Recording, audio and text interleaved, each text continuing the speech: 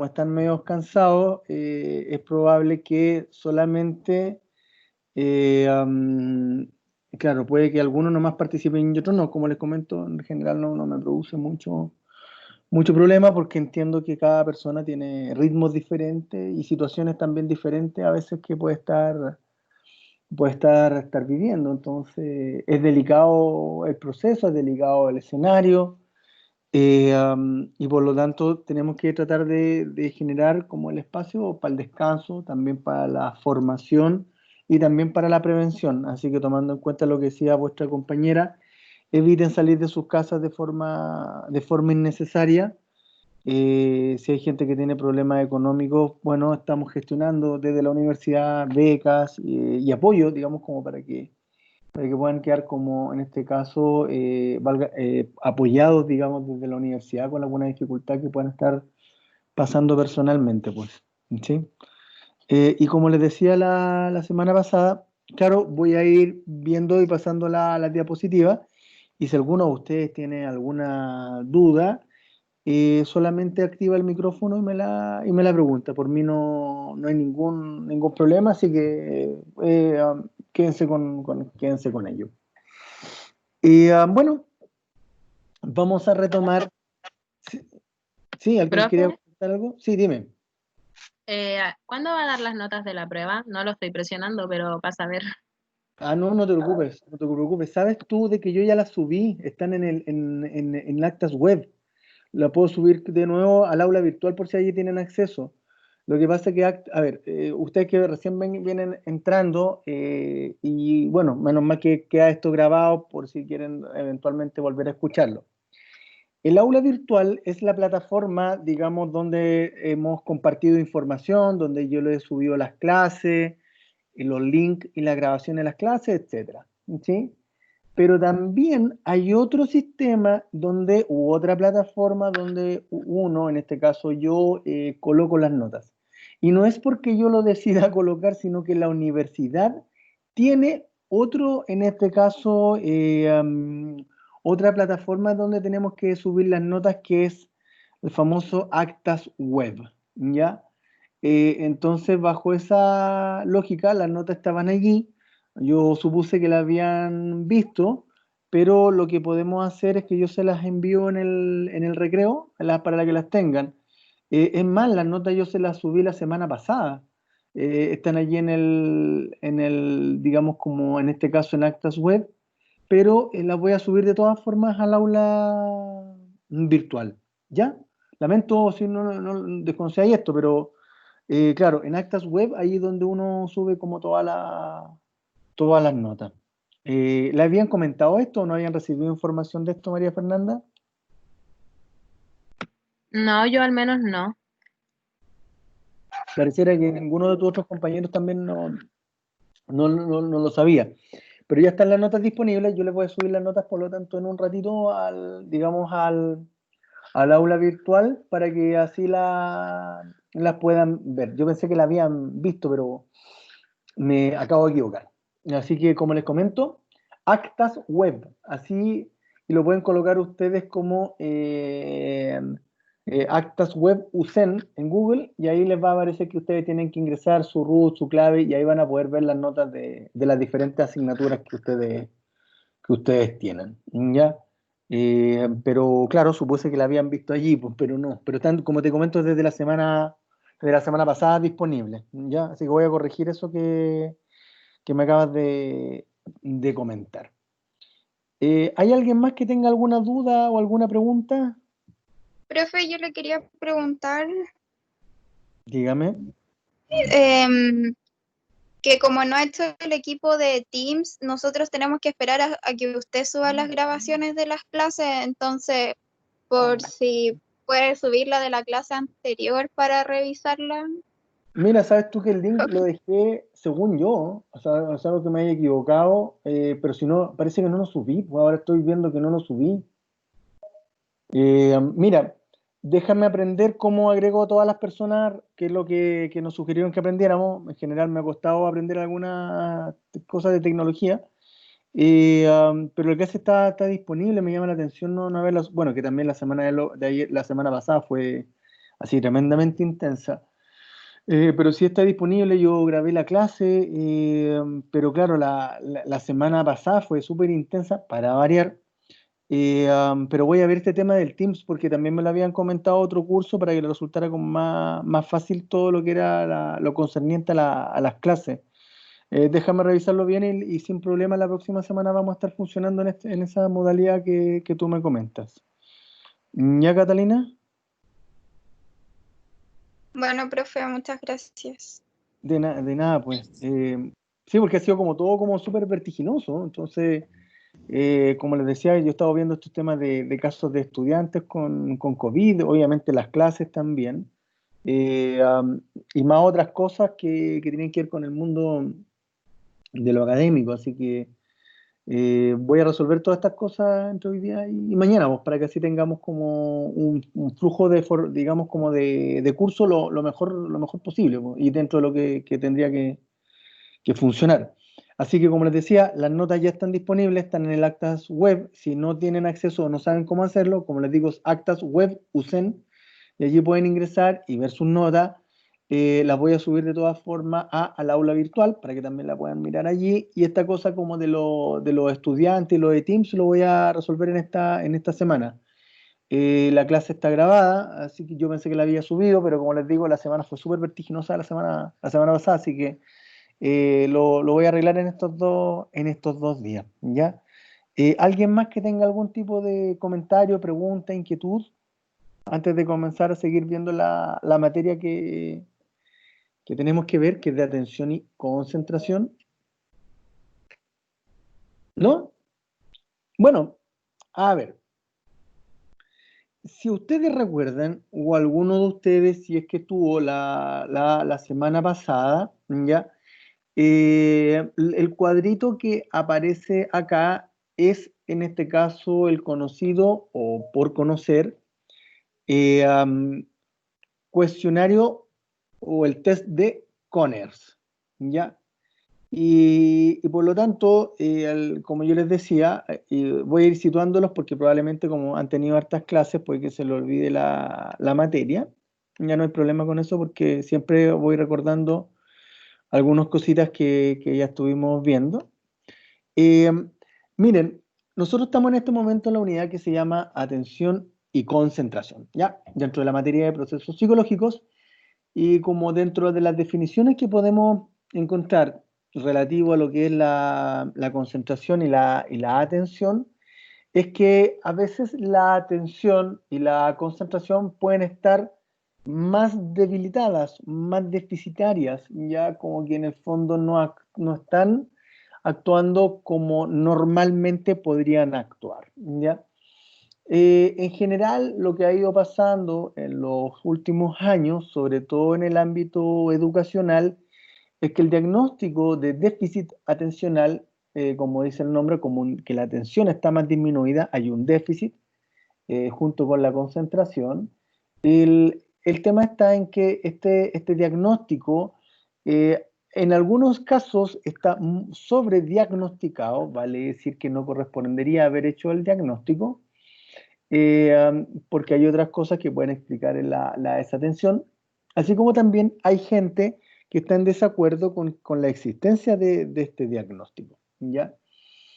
Una de las cosas que yo le explicaba tenía que ver con que el fenómeno de la desatención sí existe, ¿ya? Y en general puede ir acompañado como de impulsividad o de hiperactividad. Por lo tanto, en esa lógica, los chiquillos cuando son niños y niñas, ya cuando tienen de 6 años en adelante, puede que cuando estén en el colegio no presten atención a toda la materia. Es probable que tengan cuadernos en blanco porque no copian o no toman nota o no escriben lo que está en el pizarrón. Eh, Así como también se puede dar mucha impulsividad y por lo tanto los chiquillos, además de ser desatentos, tienden a pararse constantemente en la silla, a molestar a otros compañeros, a jugar dentro de la sala de clase, en fin, varios fenómenos.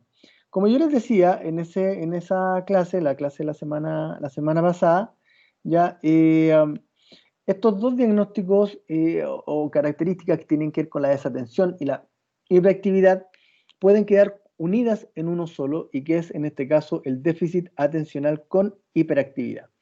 En general, la mayoría de los casos tienden a ser, en este caso de TDAH, del trastorno por déficit atencional con hiperactividad. Muy pocos casos tienden a ser solo por desatención y por lo tanto no hay problemas de inquietud motora, no hay problemas de impulsividad. Y otros casos menos es que son muy impulsivos, son muy inquietos, pero son atentos y prestan harta atención a toda la materia que pueden ver en el colegio. ¿Ya? Y después son unos menos casos. La mayoría tiene que ver con que aparecen como con mucha desatención y también con mucha hiperactividad. Una de las cosas que yo les estaba mencionando la clase pasada tenía que ver con que la desatención ya y la hiperactividad hoy día son vistos ya o son entendidos o son explicados desde la perspectiva de que el niño con desatención y con hiperactividad debe ser en este caso estudiado, por llamarlo así, en la lógica de que el niño probablemente ha pasado por diferentes problemas. En general uno tiende a asumir que los niños se ven muy fácilmente afectados por las cosas que le puedan rodear. Y por lo tanto, y bajo esa perspectiva, más allá del diagnóstico, uno tiene que preguntarse, qué es lo que tiene desatento a este niño, qué es lo que le está provocando la hiperactividad, qué es lo que le está pasando finalmente al niño con sus vidas, ¿ya? Y hay muchos chiquillos que por lo tanto a veces pueden estar sufriendo de bullying, a veces los papás se están separando, a veces se han cambiado de casa, a veces se han cambiado de colegio. Hay varias situaciones por lo tanto que pueden provocar la desatención y por lo tanto cuando uno interviene en esas cosas que tienen que ver con cómo el niño puede sobrellevar el tema del bullying y para eso uno puede tomar contacto, uno como psicólogo con los colegios o bien activar las áreas de convivencia escolar que tienen la mayoría de los colegios. Entonces, bajo esa perspectiva, claro, cuando uno interviene en eso, se espera que la desatención baje y efectivamente baja. Hay otras situaciones en las cuales, por ejemplo, la mamá está muy deprimida y por lo tanto, en la medida en que uno no da solo ayuda al niño, sino que también ayuda a la mamá, uno consigue muy buenos resultados en general, ¿ya? Y para llegar a este cuadrito, la desatención y la hiperactividad sí pueden ser medidas, ¿ya? Y esto, y dicho de otra forma, ¿para qué sirve medir? Y resulta de que el medir nos entrega si hay mucha desatención o poca desatención o desatención más o menos. Pero eso tiene numerito, entonces en vez de decir de que tiene mucha, uno dice que, por ejemplo, en este cuestionario ha puntuado muy alto. Y eso quiere decir que en este cuestionario que mide hiperactividad, que mide desatención, claro, decir que puntúa alto es que ha dado harto puntaje a las cosas que se están midiendo, vale decir, se están midiendo desatención e hiperactividad. Y esas dos cosas se pueden medir mediante este cuestionario. Entonces, por ejemplo, si dice es impulsivo e irritable, que es la línea 8, entonces uno tiene que ver si el muchacho nada es impulsivo irritable, o es un poco impulsivo irritable, o es bastante impulsivo irritable, o bien mucho en términos de impulsividad e irritabilidad. Y por lo tanto, este cuestionario nos entrega como una estimación de lo que puede ser el déficit atencional con hiperactividad y qué tan alto puede ser, ¿ya? Luego, y lo que estábamos viendo en la clase pasada, que estaba el tratamiento farmacológico para la desatención, y que yo les había comentado que algunos medicamentos como el Ritalin se dan específicamente para el tema de la hiperactividad, para el tema digamos, como de la impulsividad. Hay muchachos que de repente no piensan y actúan, y no piensan y pegan, y no piensan y lo anotan. Por lo tanto, el Ritalin lo que hace es bajar la impulsividad y baja la hiperactividad. En cambio, el Aradix, ya lo mismo que el Concerta, que es otro medicamento también, son solamente para la atención. Y en esta lógica es como para disminuir la desatención y por el contrario aumentar la concentración. El Aradix en ese sentido, muy recetado por psiquiatras infantos-juveniles y por neurólogos infantos-juveniles, es un medicamento que tiende a administrarse de marzo a diciembre, vale decir que se tiene que administrar en el periodo en el cual el muchacho o la muchacha se encuentre estudiando. Y lo otro es que no se da durante los fines de semana, porque se supone que es un medicamento solo para este tema.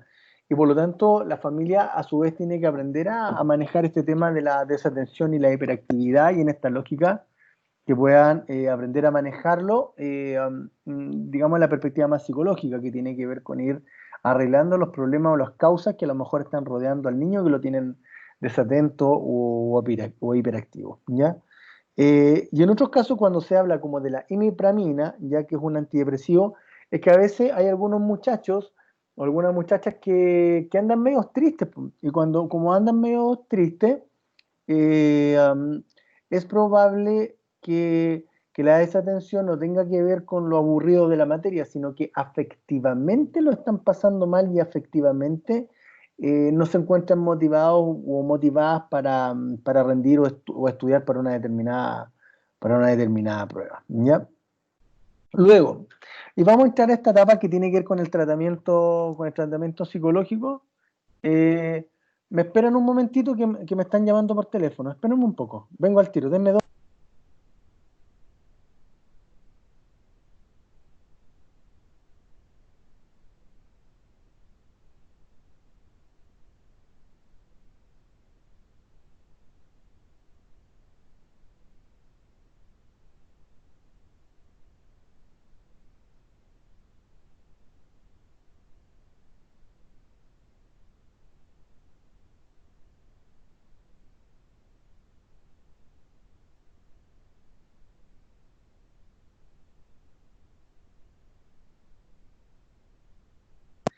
Ya, he regresado.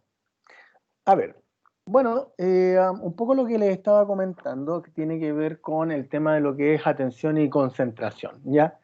Y desde la perspectiva psicológica, ya una de las cosas que podemos ir encontrando tiene que ver con que, bueno, ¿qué es lo que nosotros hacemos desde esta perspectiva cuando hay un muchacho o una chiquilla que anda más desatenta, ¿ya? Eh, esto es bien interesante. Resulta de que muchas veces las familias reciben este diagnóstico, que muchas veces puede venir desde el colegio, ¿ya? Que por cierto el test de Conners solamente entrega como una sospecha, no es para decir que efectivamente hay déficit atencional con hiperactividad. O sea, entrega unas luces con respecto a lo que pueda estar pasando, ¿ya? Y estima y entrega una buena medición. Pero en general yo les diría, desde mi experiencia, que la desatención y la hiperactividad como diagnóstico o motivos por los cuales hayan enviado al niño al, digamos, tratamiento psicológico, no es muy entendido de buenas a primeras, vale decir como que cuesta como entenderlo para la mamá y los papás. Entonces cuando uno habla de que el chiquillo se puede aburrir en clases porque, no sé, encuentra más entretenido ver una mosca o ver otra cosa, algunos papás empiezan a comentar de que eso no debería suceder porque en realidad cuando él era niño prestaba la atención de igual forma, por más que la materia pueda haber sido aburrida, ya que en el fondo ellos si iban al colegio era para aprender. Pero resulta de que a veces algunos papás, en cambio, empiezan a darse cuenta de que es probable que su hijo tengan esto porque ellos también cuando eran niños eran bien desatentos, ¿ya?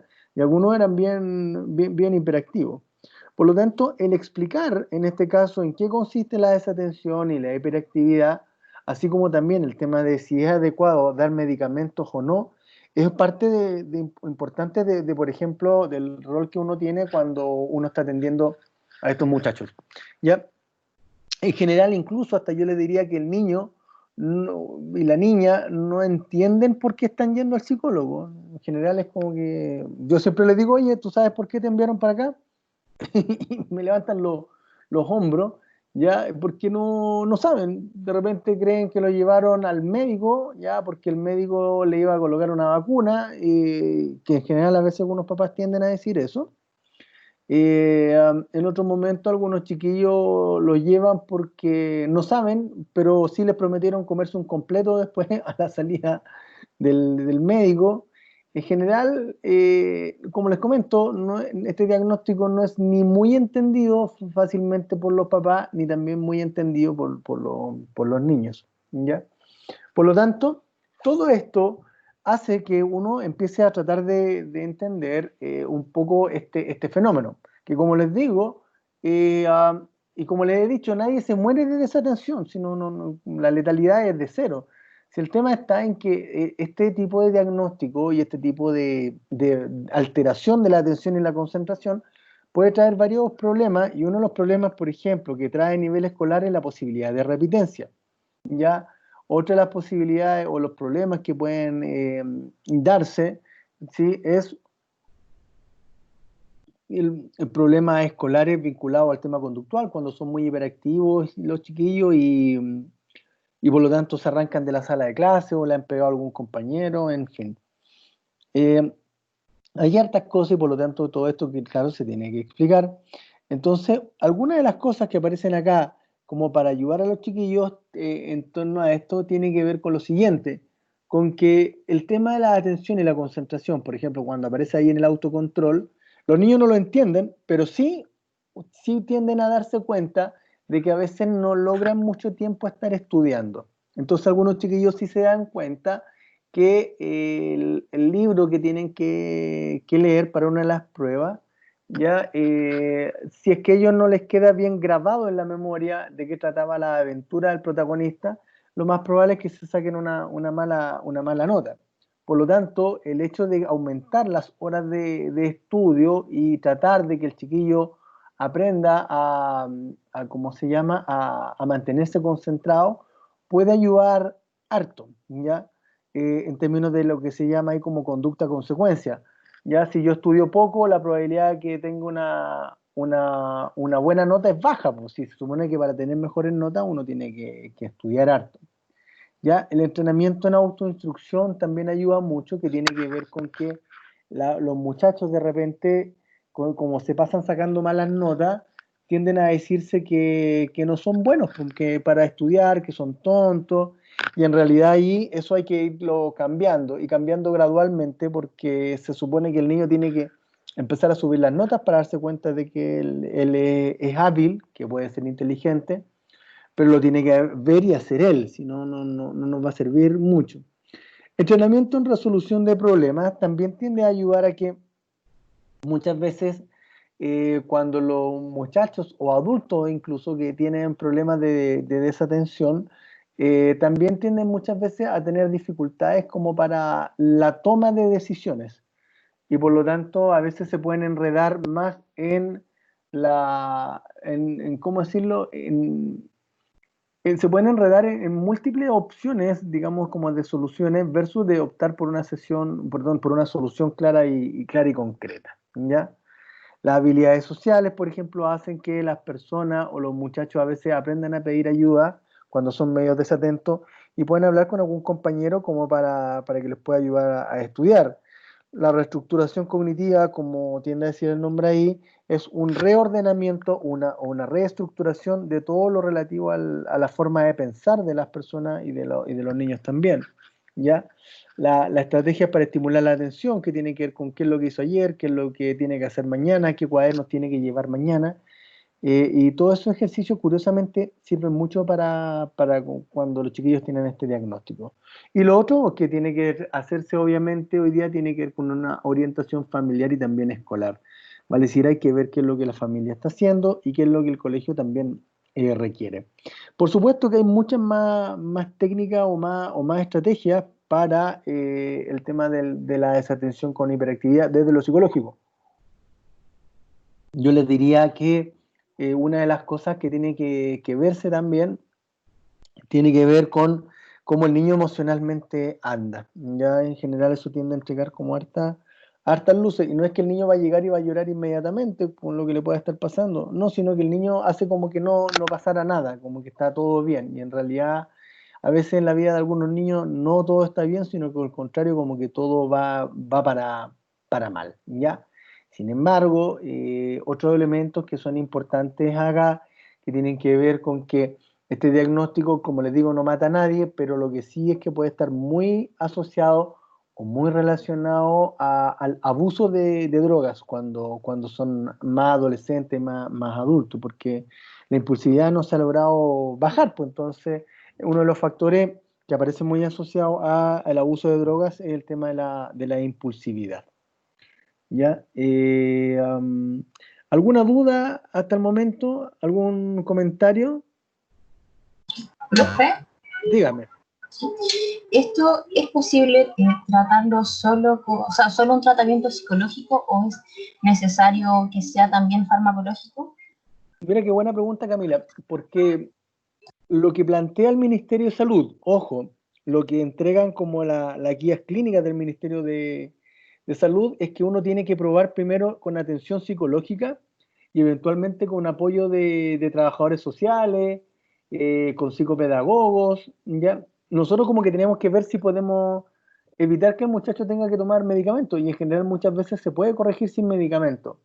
Lo que ocurre es que cuando no se ha logrado hacer eso y la sintomatología es muy fuerte, vale decir que el muchacho tiene 4 hojas de anotaciones solamente de marzo a abril, que el muchacho se arranca de la sala de clase, que por otra parte el muchacho le ha pegado a compañeras jugando. Claro, uno habla ahí de que hay un nivel de impulsividad probablemente mayor y por lo tanto el apoyo de los medicamentos resulta crucial.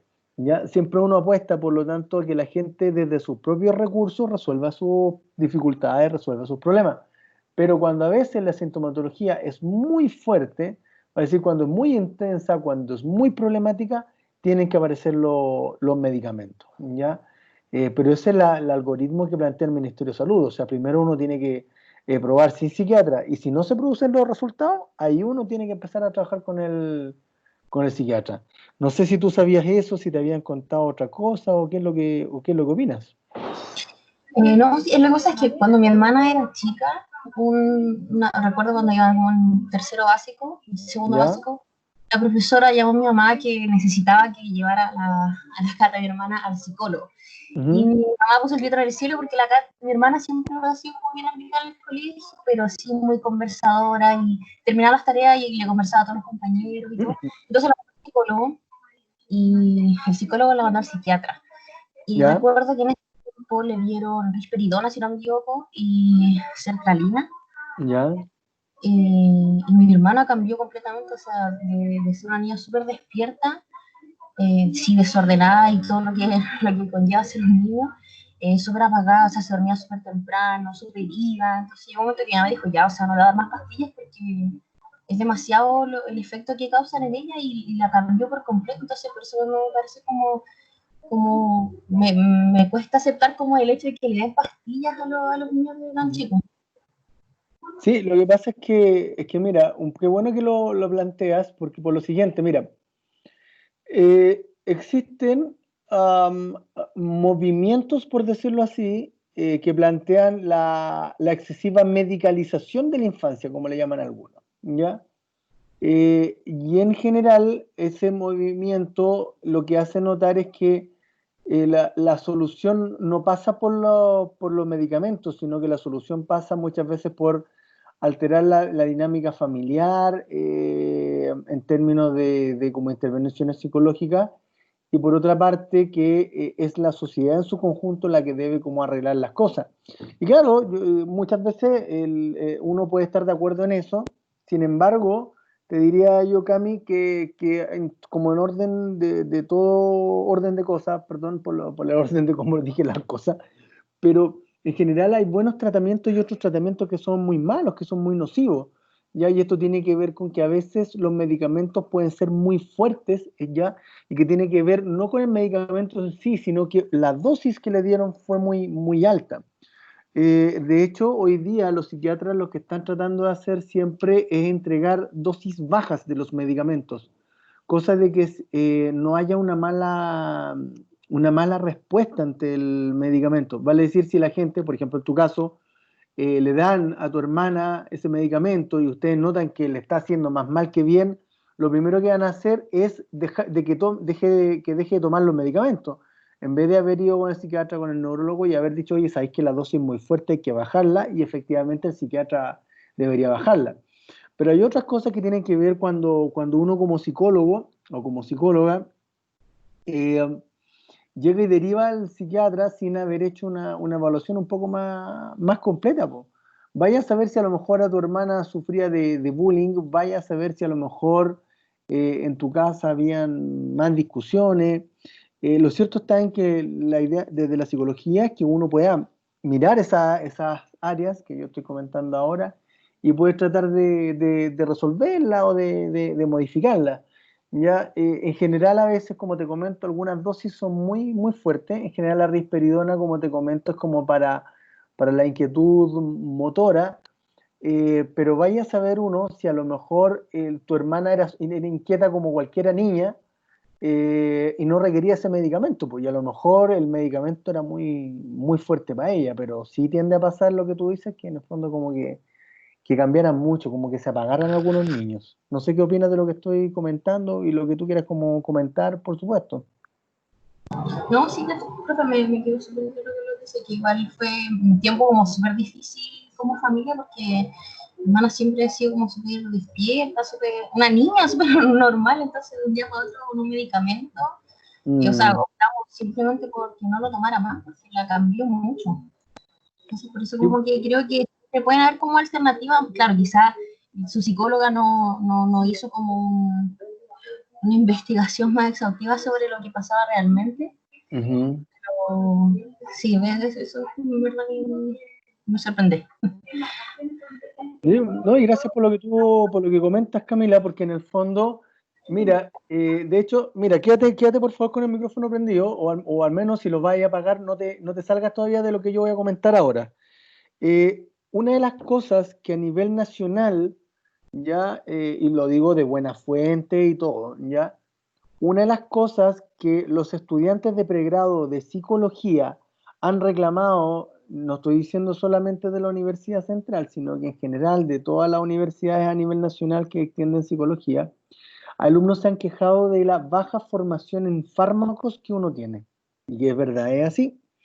Por lo tanto, se están tratando de muchas carreras de cómo ajustar este tema de los medicamentos, porque en general, como no es nuestra formación, no sabemos qué hacer o cuándo alguien debería recibir medicamentos.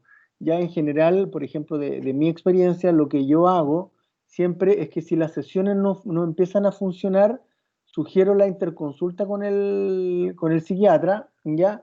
Pero es porque él toma la decisión de si hay que administrar medicamentos. Yo no puedo decir, este muchacho o esta muchacha tiene que tomar medicamentos. Yo no puedo afirmar eso. Yo puedo sugerir que la gente pueda ir donde un psiquiatra como para aumentar la efectividad del tratamiento, pero en general la decisión de si toma medicamento la persona, en este caso el niño o no, es del psiquiatra. ¿Ya?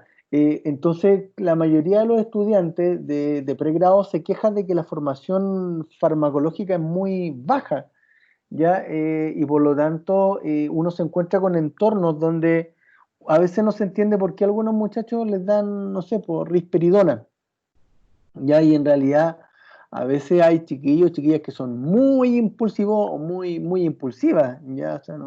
O sea, con decirte, por ejemplo, muchas veces que algunos chiquillos con esas características a veces ya no los invitan más a los cumpleaños.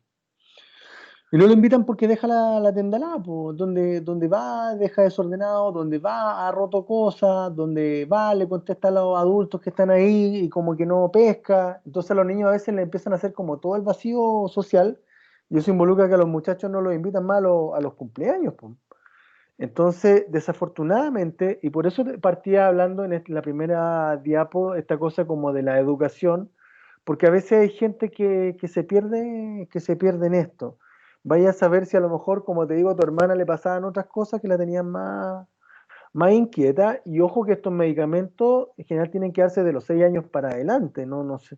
Es que de hecho el diagnóstico de déficit atencional con hiperactividad es así, y se establece desde los 6 años en adelante porque se espera que ya esos años que la atención voluntaria pueda estar ya más lograda, más alcanzada, y como que los chiquillos se pueden mantener solo estudiando, leyendo un libro, po. pero hay muchos que no, po. Hay muchos que se paran a cada rato, y no estoy diciendo que eso esté bien o está mal, si finalmente son niños. Si el tema está en que le trae como hartos problemas, y uno de ellos es la posibilidad de repitencia, que los cambien de curso, que los cambien de colegio, y los niños resienten eso. Entonces hay que tener, en mi opinión, al menos, harto cuidado con ver con cierta liviandad el diagnóstico de desatención con hiperactividad, porque como les comento, además, en las investigaciones longitudinales vale decir que a lo largo de la vida siguen estudiando los muchachos, y en general los que tienen problemas de abuso de drogas, ya no estoy diciendo de consumo de drogas, no, abuso de drogas, la mayoría era hiperactivo o muy impulsivo cuando eran chicos y no recibieron tratamiento oportuno. Esos son datos, pero son muy impresionantes, pero están disponibles. No sé qué más quieres como comentar, Camila, o de lo que había mencionado. ¿Estás bien, contenta con la respuesta, por decirlo así? Sí, profe, gracias. Gracias por la pregunta, entonces. Chiquillos, chiquillas, bueno, viendo modelos explicativos, ¿quién quiere preguntar? A ver, dale, Catalina. Quería preguntar algo. Sí. Porque usted igual ha dicho que claro, como que este diagnóstico responde como exclusivamente al sistema educacional, donde queremos que los niños estén sentados tranquilos mirando la pizarra. Más que porque como que pareciera que además de los problemas familiares que pueden existir, es como que solo en el colegio aparece ese diagnóstico y no como tanto en la vida cotidiana. En la vida cotidiana son como los factores familiares, internos, etc. Pero Sí. ¿cómo? Porque aquí como que estaríamos hablando de que, claro, que el problema es el enfoque de la educación actual. Obviamente no podemos cambiar la educación, pero ¿cómo le explicamos a ese niño que, que el problema no es él? Como que incluso actualmente en Chile, como que ir al psicólogo es como que está loco y mucho más ir al psiquiatra. Entonces, Sí. ¿cómo le explicamos a ese niño que en realidad él no está ni en un problema como ni tan grave, sino que solo como que tiene que cumplir con una expectativa estándar? Mira, qué buena lo que pregunta, y como para ir haciendo también más aclaraciones y haciendo más fina todavía la duda, ¿ya? Mira, yo llevo varios años trabajando con colegios, ya me refiero a, no, o sea, hace muchos años trabajé en un colegio, estoy diciendo hace como 17 años atrás, ¿ya? Pero en mi rol como psicólogo clínico me mantengo en contacto con ellos. Mira, efectivamente hay algunos profesores que quieren tener a los chiquillos tranquilos como una estatua, digamos, ¿ya? Hay muchos profesores, por el contrario, que están derivando al psicólogo a los niños y a las niñas porque están viendo sendos problemas familiares. Y eso los comentan, y ha habido todo un cambio. De hecho, Catalina, los colegios, curiosamente, son los primeros grandes detectores de problemas familiares que los chiquillos pueden tener. En general, los colegios detectan cuando hay temas de abuso sexual en los niños, los colegios detectan cuando hay temas de maltrato infantil, los colegios detectan cuando hay negligencia parental, son capaces de detectarlo. Pero hay otros profesores, en cambio, que solo ven la parte educativa. Es una cosa muy curiosa, ¿ya? Pero yo te diría que la gran mayoría, en cambio, ya ha cambiado como el switch, por decirlo así, y el funcionamiento. Ocurre que en el funcionamiento humano, la capacidad de mantenernos atentos y concentrados es como, por ejemplo, lo que nos está tocando, o a ustedes específicamente como estudiantes, en este formato de teleeducación. Entonces, claro, uno tiene que desarrollar nuevas metodologías de estudio, y yo te aseguro que de algunos de tus compañeros que en enseñanza media se paraba cada rato de la sala, perdón, de la sala, se paraba cada rato de la silla o conversaba harto, yo te aseguro que entrando acá a la universidad o en cualquier otra universidad, te diría que le pasa lo mismo y que no puede estar sentado escuchando esta clase, o le puede costar mantenerse concentrado escuchando la grabación de la clase. Y por lo tanto tiene que como imprimir un doble esfuerzo para, en este caso, poder aprender. Um, por lo tanto, ¿qué es lo que ocurre? Que el Ministerio de Salud ha visto que efectivamente la desatención y la hiperactividad son problemas, como te comento, porque le traen hartos problemas en la vida cotidiana a los muchachos. Uno puede entender que los niños sean inquietos, sí, está bien, ya. Si el tema está en cuando tú te encontrás con niños que, más allá de que anden hiperventilados, son muchachos que va más allá de hacer una clase tranquilo, que los papás salen con ellos, por ejemplo, y tienen que andar afirmándolos, porque a veces los chiquillos quieren salir corriendo, pueden atravesar una calle sin ver si que viene un automóvil o no, ¿ya? En otros casos, por ejemplo, cuando hay desatención y a veces los adultos no saben qué es lo que es la desatención, a veces lo pueden castigar, le pueden pegar mucho a algunos niños cuando el niño en realidad le cuesta retener la información en la cabeza. Entonces, bajo esa lógica, el modelo educativo yo creo que sí puede cambiar. Ya yo creo que hay otras variables más macro que los cuales hacen que el sistema educativo actual se pueda mantener. ¿Ya? Sin embargo, lo que yo te diría, y apito de un poco de lo que tú estás comentando de manera muy, muy clara, es que nos encontramos con que existen diferencias en algunas salas de clase, en los colegios donde a veces hay 45 alumnos y en otras hay 25, ¿ya?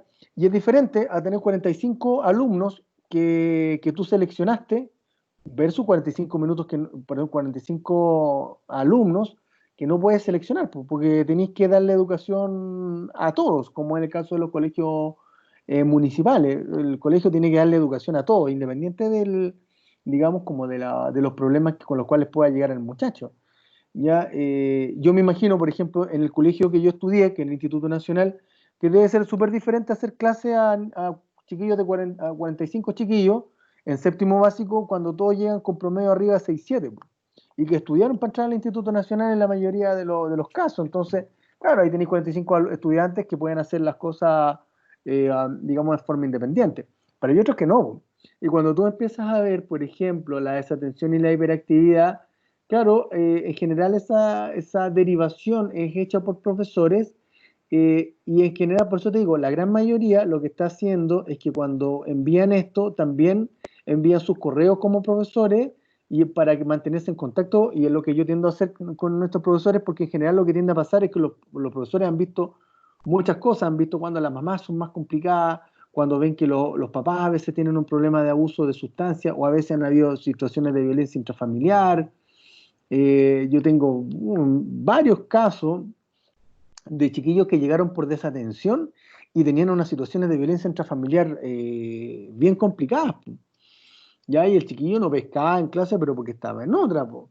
Entonces, esas miradas, ya yo te diría que han ido haciéndose más frecuentes. Los profesores son capaces de empezar a darse cuenta de que la mamá y el papá de este muchacho como que no están siendo muy buenos papás, o a veces están pasando por otro tipo de situaciones más complejas.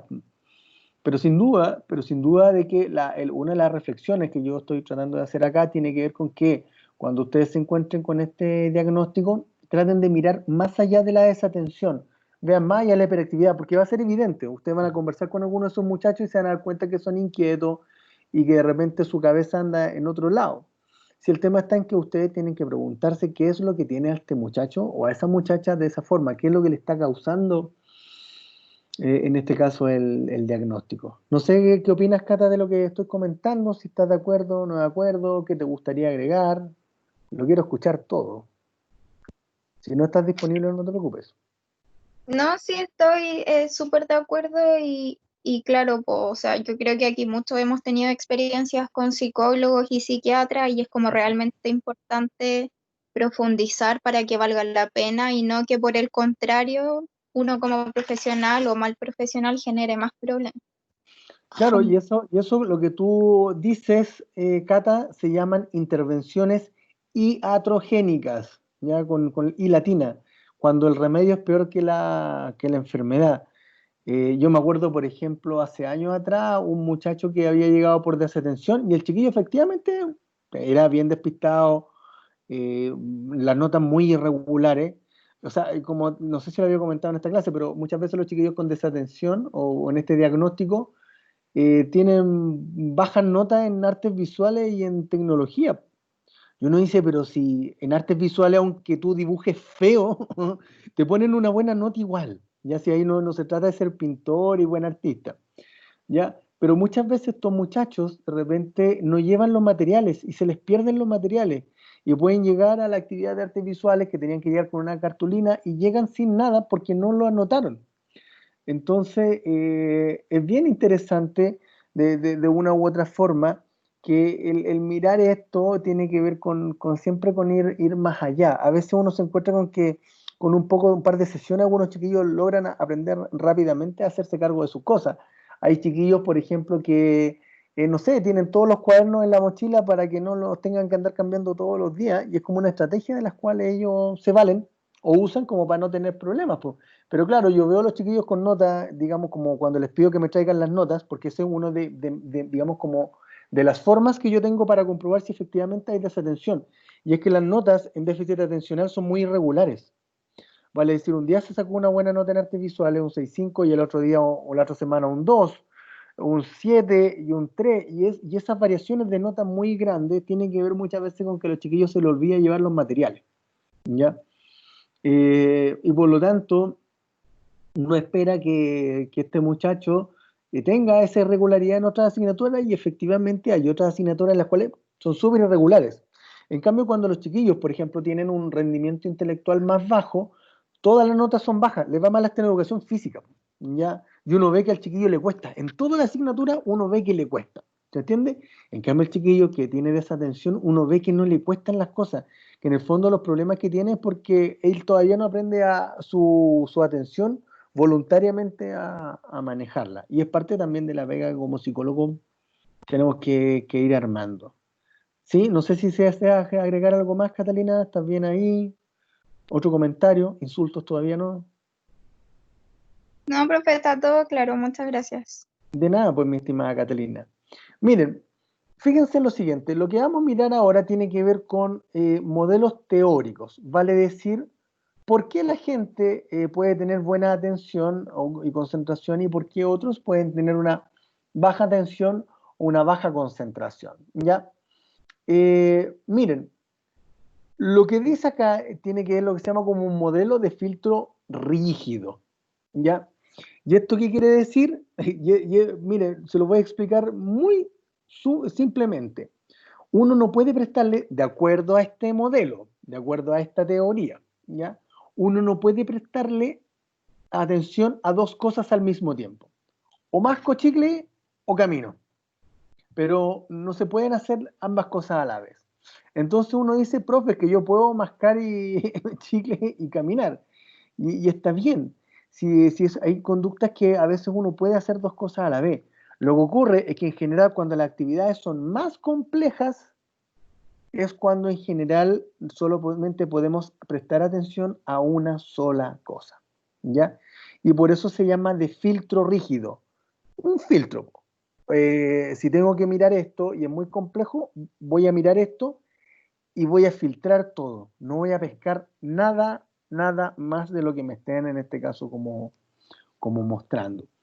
Entonces, claro, en esta lógica se supone que, por ejemplo, cuando uno está en una clase, uno no tan solo está oyendo, uno también está procesando visualmente, e incluso internamente uno está mezclando la información que a uno le está llegando con información previamente registrada, que uno ya guardó de una clase o de historia de vida. Pero el filtro rígido lo que nos dice es que o es esto o esto otro, cuando son las tareas muy, muy complejas. Y por lo tanto, la gente puede incluso hasta experimentar mucha irritabilidad o una baja tolerancia a la frustración cuando no logran hacer las cosas bien. Pero eso tiene que ver con que las personas tienen que empezar de a poco a procesar las cosas. Pero el filtro rígido nos dice eso, que la cosa tiene que ser así, o es una o es otra, ¿ya? Entonces, ¿qué es lo que pasa? Como aparecía allí y lo que les estaba explicando, y esto es bien interesante, porque de una u otra forma, el mundo hoy día nos está exigiendo que sepamos hacer varias cosas a la vez. Se supone que, por lo tanto, cuando tenemos que estudiar, ojalá que no aboquemos solamente a estudiar, pero en realidad el mundo nos está, digamos, como llevando a que por más que uno tenga problemas familiares, uno debe rígidamente seguir prestando atención y concentración a las cosas que uno ha estado viendo en la clase. Fíjense, por ejemplo, si ustedes están en este momento, por ejemplo, pasando por una pena de amor, una desilusión amorosa, ustedes no van a ver tan fácilmente otra experiencia, porque van a estar muy pegados en el dolor, por decirlo así, de esa pérdida o esa desilusión. Y por lo tanto van a empezar a filtrar todas las cosas. Y en esta lógica, si en algún momento, por ejemplo, alguien le llega a escribir su expareja, así como, hola, perrito, hola, mi chanchi, podemos hablar, que te he echado de menos, claramente el filtro va a empezar en este caso, a poder ampliarse, a poder recibir otra información. Pero aún así va a seguir rígidamente pendiente de lo que en este caso se está recibiendo, ¿ya? Pero también está el otro tipo, en este caso, de filtro, porque si ustedes se fijan, son dos tipos de filtro rígido, ¿ya? El de Broadbent y también en este caso de Treisman. Y el tema está en lo siguiente, y esto es bien interesante, ¿ya? Porque el otro era pasa o no pasa la información, ¿ya? Pero acá no, es como que uno dice, igual puede quedar registrada la información. A lo mejor, claro, yo estoy focalizado en la pena de amor, pero eso no quiere decir que yo no pueda prestar atención a otras cosas, ¿ya? Y una de las cosas que empieza a hacer notar Treisman tiene que ver con que incluso la información hasta puede ser ni siquiera como percibida literalmente, sino que también uno puede captar la interpretación que uno hace de esas cosas. Por ejemplo, recién estábamos hablando del déficit atencional y vaya a saber si a lo mejor alguno de ustedes se quedó con la idea de que yo soy anticolegio, por ejemplo, lo cual no es cierto. Pero pueden haber quedado con esa idea, apito de algo que pueden haber escuchado y que puede haber confirmado como sus propias ideas. Entonces eso tiene que ver con que en el fondo la recepción de la información no tan solo puede procesada en todo nada. Seguimos focalizados, pero podemos igual captar una menor cantidad de información, por cierto, pero igual podemos captar información que está alrededor, digamos, de lo que nos tiene focalizado. Podemos andar pendientes de la pena de amor, perfecto, pero eso no quiere decir que de igual forma no podamos como aprender, y por eso se llama filtro atenuado, porque no es rígido, ya no es como o esto o esto. No, acá es esto y también esto, a lo mejor en un menor grado, pero se da. ¿Me siguen, chiquillos? ¿Me siguen, chiquillas? ¿Se va entendiendo? Entonces, para ir cerrando, digamos, como esta presentación, para mostrarles la materia de memoria, que es la que también tenemos que empezar a ver hoy día, es importante que de forma transversal comiencen a aprender algunas cosas que son muy propias de la materia de segundo año, incluso que tiene que ver con neurofisiología. Y es que el hemisferio izquierdo, este lado, hace otras cosas que las que hace el hemisferio derecho. Por lo tanto, en esa lógica, lo que tiende a aparecer es que el hemisferio izquierdo tiende más a... Esta es como una metáfora. Si nosotros tenemos un bosque al frente de nosotros, el hemisferio izquierdo va a ser capaz de contar los árboles, ¿ya? Va a ser capaz de analizar la información. ¿Me siguen? Es como que va a descomponer en partes lo que le está tocando como procesar. En cambio, nuestro hemisferio derecho tiene en este mismo bosque no ve los árboles por sí mismo, ve el bosque en completo. El hemisferio derecho está más vinculado al funcionamiento emocional, por ejemplo, a diferencia del hemisferio izquierdo, que es más analítico, y por lo tanto ambos hemisferios deben complementarse respecto a lo que van a empezar a procesar. ¿Ya? ¿Me siguen, chiquillos? ¿Se va entendiendo? ¿Sí? Sí, profe. Bueno, ahora vamos a dar paso a otro de los contenidos que tenemos que ver, y de hecho, no sé si hoy día lo alcanza a hacer, pero si no les voy a decir que van a tener que ver alguna película. Lo que tengo que ver es ver si la podemos ver en clases o bien si se las doy para que ustedes la vean en sus casitas, que es memoria. Qué interesante, qué interesante. ¿Alguien quiere preguntar algo a todo esto antes de esto? Si no, para comenzar a ver la memoria, que es tan interesante, tan interesante.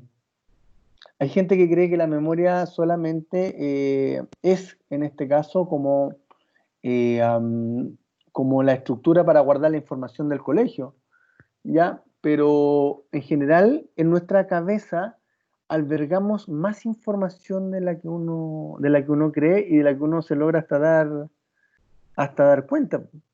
Eh, a ver, y veámoslo de esta perspectiva. ¿Algunos de ustedes recuerdan qué dibujos animados veían cuando eran niños? Nosotros veían. Sí, vos, profe. ¿Cuál es el que usted veía cuando era chico? Los Power Rangers, me Los acuerdo. Power Rangers. ¿Y el Era, malo cómo se llamaba? El eh, malo. ay, no, ahí no me acuerdo. Pero me acuerdo de que algún personaje se llamaba Sordon, me acuerdo. Eso sería. Sí, sí, pero ese no era como ese computador gigante que le hablaba y ¿o Sí, no? la cabeza, sí, la cabeza, sí. Sí. Mira, fíjate en lo siguiente, en este momento a lo mejor, claro, puede que no te acuerdes mucho, pero cuando niño probablemente tenías registrado toda esa información, incluso hasta probablemente algunos movimientos. Si tienes que haber jugado a ser Power Ranger, tienes que haber hecho alguno de estos movimientos que era como para buscar el robot, no me acuerdo, pero después se transformaba en un robot más grande. ¿Ya? Y esto es bien interesante porque si en algún momento yo te empiezo a preguntar más cosas que tienen que ver, ¿quién más de tus compañeros de colegio le gustaban los Power Rangers? ¿Con qué color ese compañero se identificaba de los Power Rangers?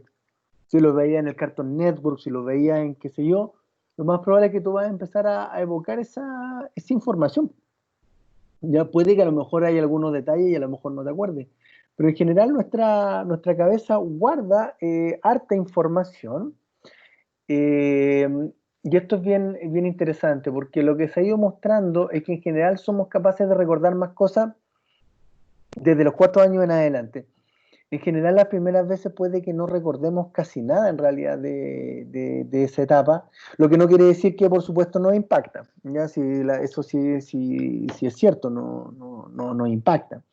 ¿Ya? Lo cierto está en que de una u otra forma nuestra memoria codifica y guarda toda la información biográfica de cosas que nos han pasado en nuestra vida, pero también podemos acordarnos de cosas muy raras y muy, muy extrañas.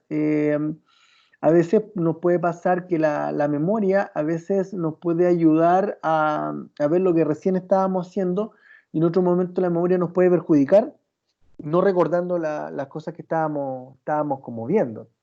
Y por otra parte, claro, esta cosa que tiene que ver con que por qué somos capaces de recordar más algunas cosas, y particularmente desde estos años, es porque el lenguaje y el desarrollo de nuestro lenguaje también nos da la posibilidad de ir, en este caso, construyendo las experiencias para dejarlas almacenadas.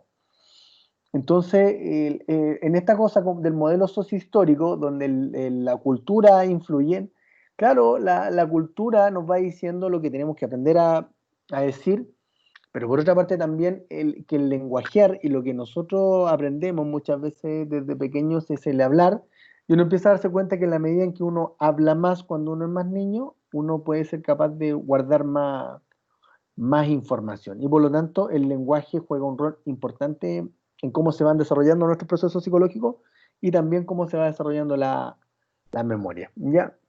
Luego, ¿qué es la memoria? La capacidad de recordar.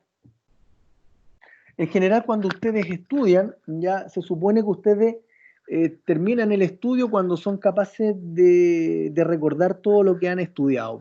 Y si recién, habiendo terminado de estudiar una media hora, ustedes tratan de recordar lo que estudiaron. Si ustedes no recuerdan eso, es porque no han estudiado muy bien, ¿ya? Sin embargo, la memoria no tan solo, como les decía, está vinculado al tema del estudio. De hecho, una de las patologías o uno de los problemas que existe en la población de los adultos mayores, ¿ya? Es el conocido Alzheimer. Y el Alzheimer tiene un efecto importante en la memoria. Y por lo tanto, allí el cerebro ya está envejeciendo y como está envejeciendo el cerebro, hay cosas que de una u otra forma el cerebro ya como está más viejito, hay cosas que no las va a recordar.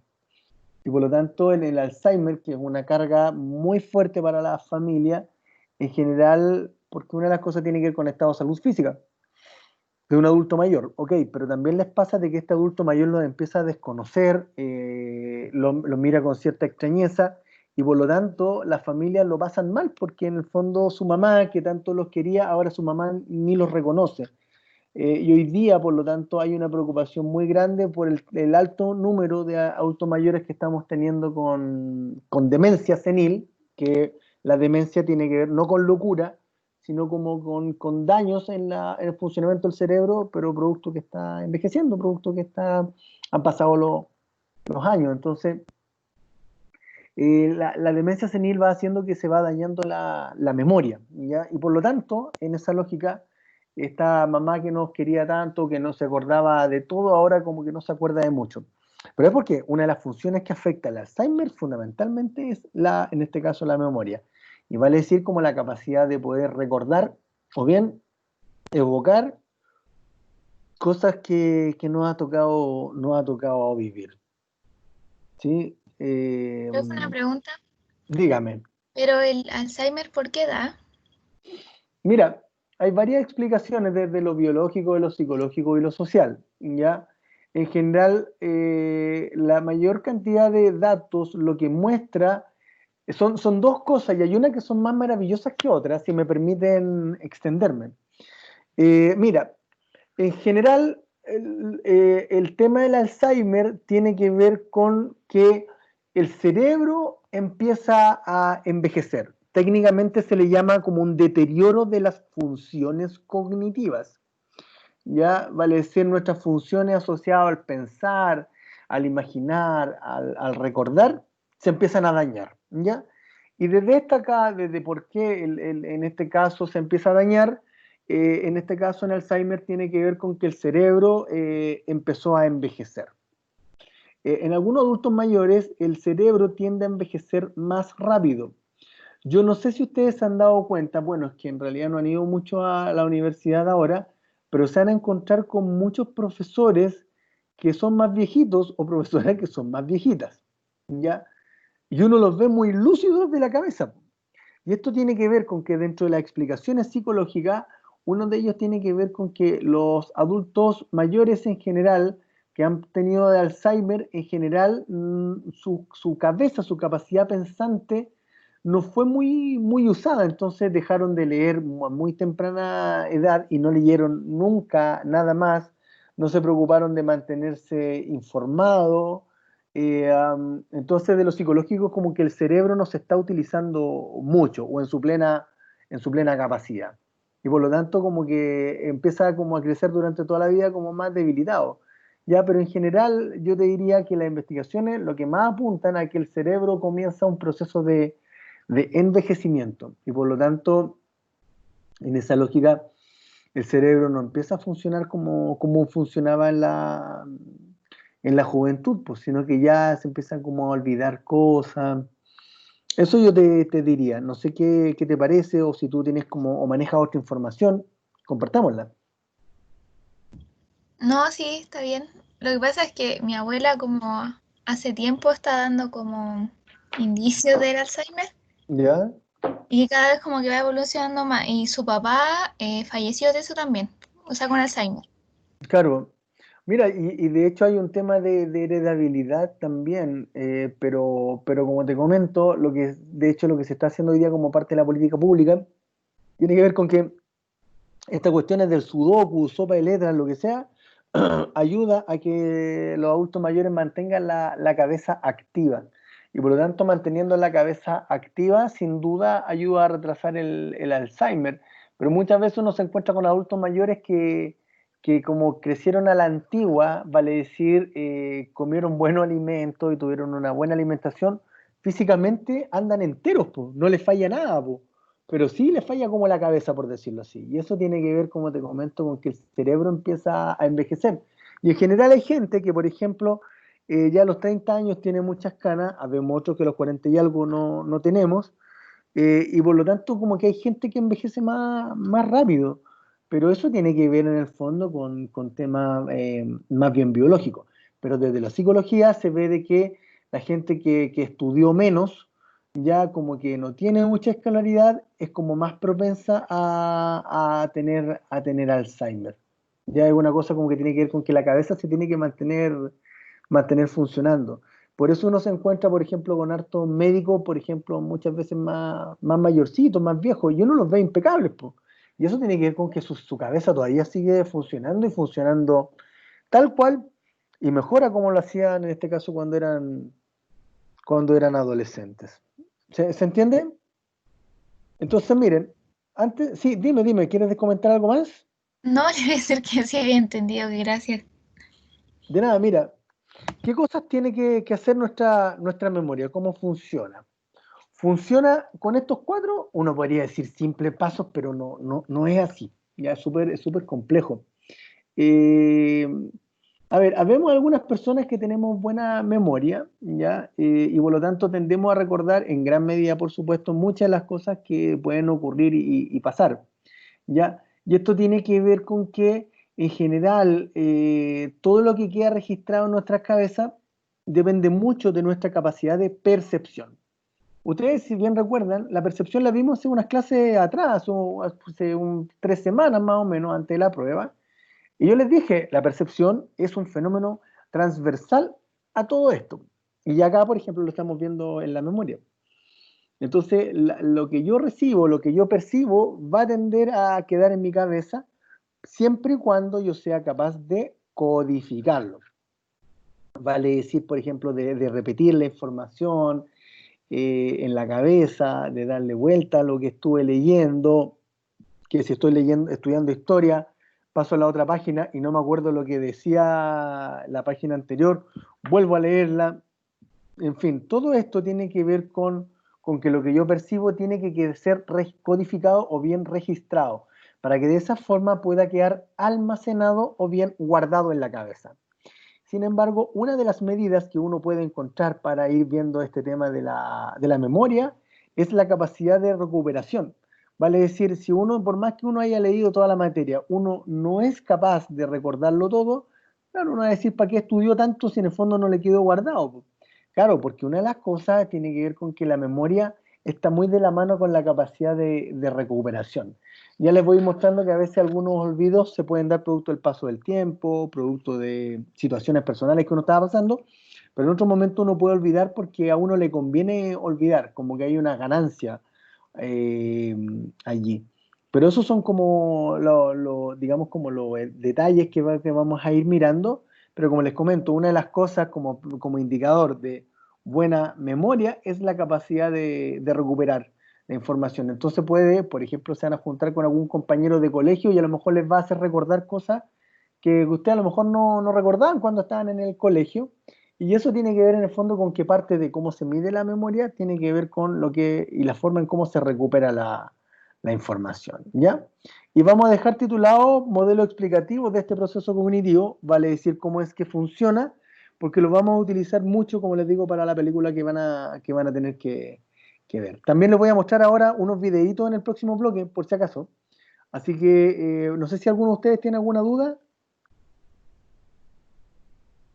¿No? Si no tienen alguna duda, voy a hacer el break acá. Tengo las 3:27. Me voy a volver a conectar a las 3:50. Ya les voy a dar un poquitito más de tiempo, como siempre, para que puedan descansar un poquitito más. ¿Ya? Nos vemos a las 3:50, chiquillos. Ya, profe, gracias. No, profe. Chao, chiquillos. Nos vemos luego.